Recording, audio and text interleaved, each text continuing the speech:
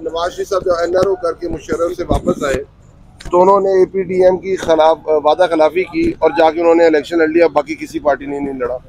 इसी तरह आसिफ जरदारी और फिर नून लीग के अंदर एक आपको याद होगा एग्रीमेंट हुआ था और उसके बाद आसिफ जरदारी उससे पीछे हो गए थे रेस्टोरेशन ऑफ जजेस से, और उन्होंने कहा था कि जो एग्रीमेंट्स होते हैं वो कोई कुरानी सहीफा तो है नहीं है।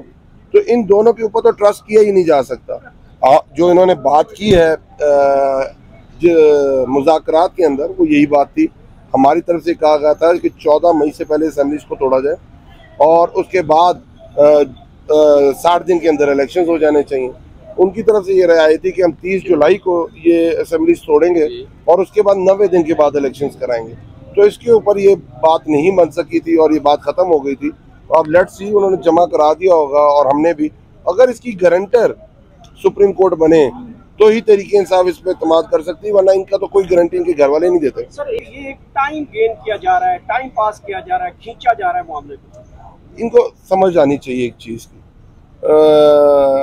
इलेक्शंस पॉलिटिकल पार्टीज लड़ती हैं, और अगर आप पॉलिटिकल पार्टी हैं और आप इलेक्शन से भाग रहे हैं तो आप ये देख लें कि आपके दिमाग और दिल के अंदर ये खौफ है कि इमरान खान आ जाएगा, क्योंकि अवाम के अंदर सिर्फ इमरान खान है।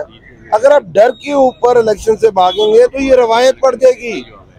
और देखिए, जब नेक्स्ट इलेक्शन आएंगे, अगले 5 साल बाद आएंगे, तो कौन रोक सकता है उस वक्त की हुकूमत को कि वो इलेक्शन डिले ना करे?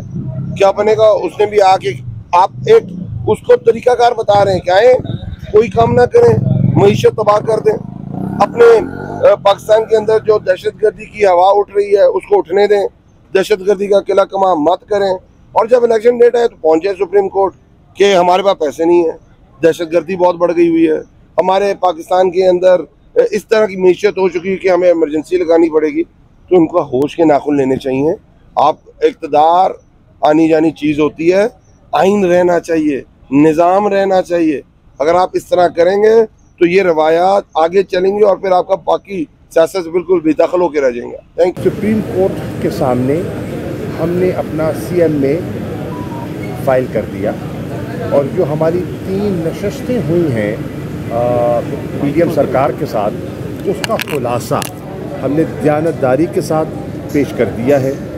मुझे यकीन है कि जज साहबान ने उसका मुताला कर लिया होगा। मैं एक मरतबा फिर ये अर्ज़ करना चाहूँगा और पूरी कौम को ये बताना चाहूँगा कि तहरीक इंसाफ दयानतदारी से और नेक नियति से मामलात को सुलझाने के लिए बैठी, जानते हुए कि आइन बड़ा वाज़ेह है, जानते हुए कि सुप्रीम कोर्ट के फाजिल बेंच ने एक फ़ैसला कर लिया है। 14 मई के इंतखाबात की तारीख उन्होंने दे दी है और वो अमल आगे बढ़ चुका है और इस हद तक बढ़ चुका है कि न सिर्फ नॉमिनेशन पेपर्स फाइल हो गए हैं, उनकी जांच पड़ताल भी हो गई है। न सिर्फ जांच पड़ताल हो गई है, उनके सिंबल भी अलॉट हो गए हैं। यानी कि वो अमल जो है, प्रोसेस जो है, वो अपने मंतकी अंजाम को पहुंच चुका है और फाइनल कैंडिडेट्स की लिस्ट जो है वो भी आवेज़ा हो गई हैं। इसके बावजूद आइन के दिफा के लिए और एक पॉलिटिकल कंसेंसस को बिल्ड करने के लिए हम नेक नियति से बैठे और मैं ये कहता चलूँ कि हमने बड़ी लचक दिखाई, क्योंकि सियासत में रास्ते बनाए जाते हैं, दरवाजे खोले जाते हैं, बंद नहीं किए जाते। हमने बड़ी लचक दिखाई और ये भी कहता चलूँ कि उसमें पेशरफ्त हुई, लेकिन हम किसी नतीजे पर नहीं पहुंच सके और जो हमारा ख्याल था कि हमारा इत्तफाक़ राय हो जाएगा थ्रू ए पॉलिटिकल डायलॉग, वो नहीं हो सका।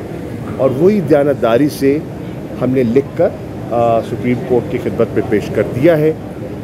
अब उनके सामने हाज़िर होंगे और देखते हैं वो क्या फ़ैसला फरमाते हैं, उनके फ़ैसले क्या मुंतज़िर होंगे। पाकिस्तान तहरीक इंसाफ ने फ़ैसला किया है कि हमने आइन का दिफा करना है।